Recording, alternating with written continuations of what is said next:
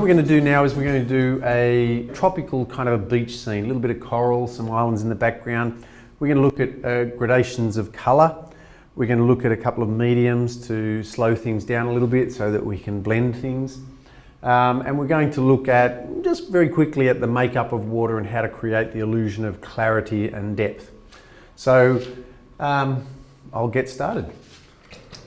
Now I have what I call my default settings. And my default settings for a summer sky are just simply ultramarine blue and white. Mainly white. Just going to start low down here, like that.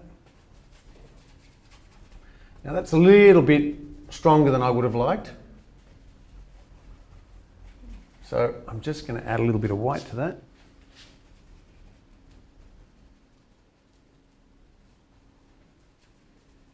And just blend that colour together. So this is a gradation of colour. And in fact, this is actually going to be a cloud here as well, but I'm just going to run that blue across there anyway, because I want to show you a little trick later on. Okay, so that's my sky started. I add a little bit more ultramarine to that, and you know what, I'm going to add a little bit of phthalo blue. Now I've kind of put my lightest colour down and my darkest colour down, and I know that I have a little bit of time to mix up another colour somewhere in between those two and blend them together. So there we go.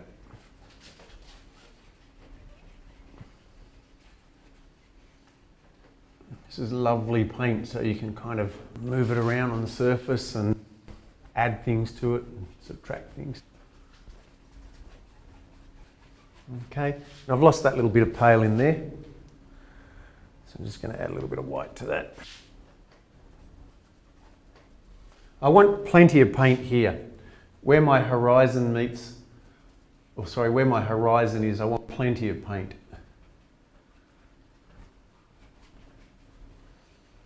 Okay, now it's a really hot, dry day, and this paint's starting to go off a little bit, so I can actually use a damp brush. Just wet that brush and reactivate this paint. You can't do this with normal acrylics.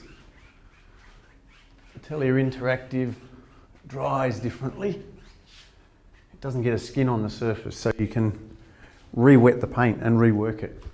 So there we are, there's roughly my sky. Now what I'm going to do is I'm going to put the shadow of a cloud in. I want it to be fairly bright, so I've just pinched a little bit of dioxazine purple and I've blocked in my cloud here like that. And now what I'm going to do is, with a smaller brush, this is all wet in wet, working wet in wet, so that I can move my paint around. Get a little bit of cadmium yellow, add it to some white, with the tiniest, most minuscule amount of dioxazine purple. So I end up with this lovely kind of slightly dirty yellow colour, and I just run that over the tops of my clouds.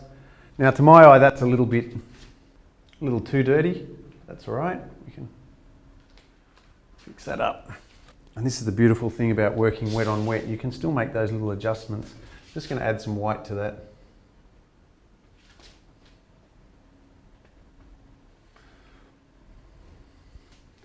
I'll just move that out there like that. Just soften that up. I want that right back in the distance. Now, the reason I wanted a lot of paint here is because I want to paint the horizon line. And one of the mistakes a lot of people make when they paint a horizon is they make a really hard line. Because the Earth's curved, you've got a lot of mist and atmosphere, you want that transition between sky and horizon to be reasonably soft. So what we're going to do is we're just going to get some ultramarine, a little bit of phthalo blue, and if I add a little bit of slow medium to that, this will give me a little bit of time, or a little bit more time, so that I can just put that horizon in there, like that. And because that takes a little while to dry, you can actually just soften that.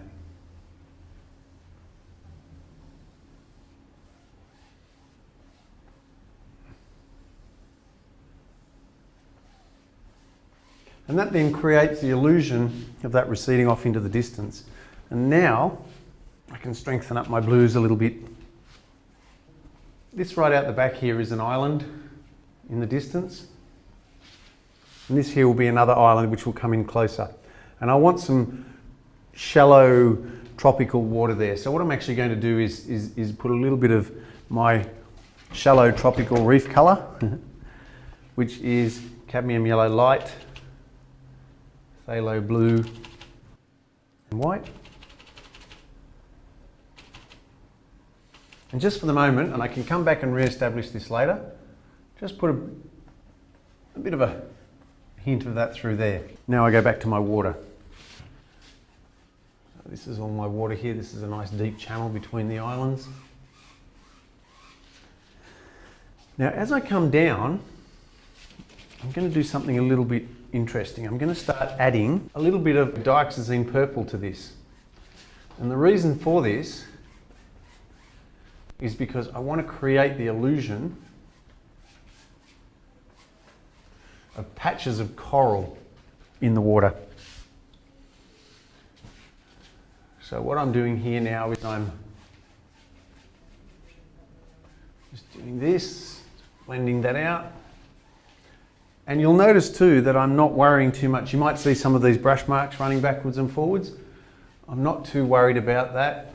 I mean, sometimes you can paint 2 coats over it and soften it to get rid of them. I'm actually not too worried about it because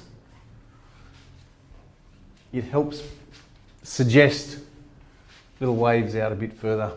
And besides, I'm going to put some finishes over the top of it. So now, I'm just going to a little bit more dioxazine purple. I'll come here into the foreground more, like that. Now I'm going to add white and a little bit of cadmium yellow to that to start warming it up a little bit more here.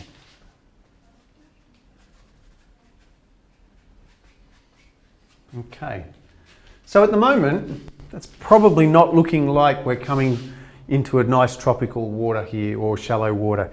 But this next part here will make all the difference. Those of you who sort of have seen me paint before will realise how completely obsessed I am by phthalo blue, cadmium yellow light and white. So what I'm going to do now is I'm just going to come in here in between these patches of coral reef and I'm just going to do this. I'm not going to take too much time with it because we can always come back and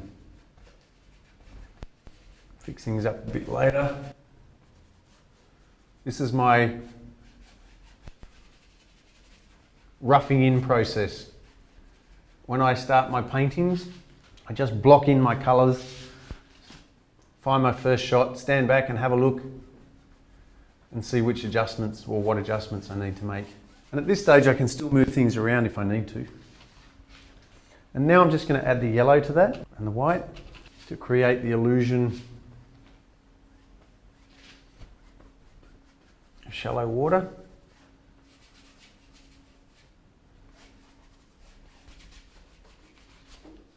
Okay.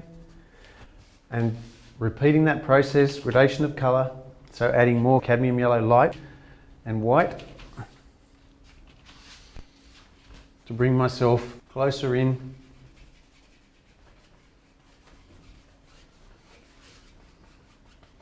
to my shallow water. Now you'll notice that I'm happily painting over things that I've already put down. None of that matters. It's all part of building something. Don't get too attached to what you've put down beforehand. If you're able to make adjustments as you go, then you're able to dance with your painting and then you end up having fun with it instead of wrestling with it. Possibly sounds a little strange, but you've got to listen to your painting and it'll tell you what direction you need to go in. Now I'm just adding that little bit of brighter green there because I want that shallower and I want this a bit deeper. Again, going back to that process, cadmium yellow light and white. You can see it's starting to get quite shallow in here now. And I want it a little bit shallower out here now too. I'll do this here. You can see. Now just a little trick, if you're doing this, make the gradation on the soft edge and just sharpen it up a little bit on the back edge. You want this edge here to have a soft gradation, that edge to have a sharp gradation, because that's a further away from you. And I'm just going to put a little bit of that colour out here because there's a little island out here and there's some shallow water in front of it.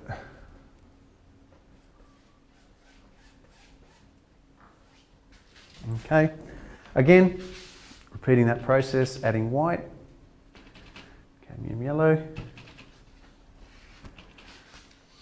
and we want that lovely tropical crystal clear water.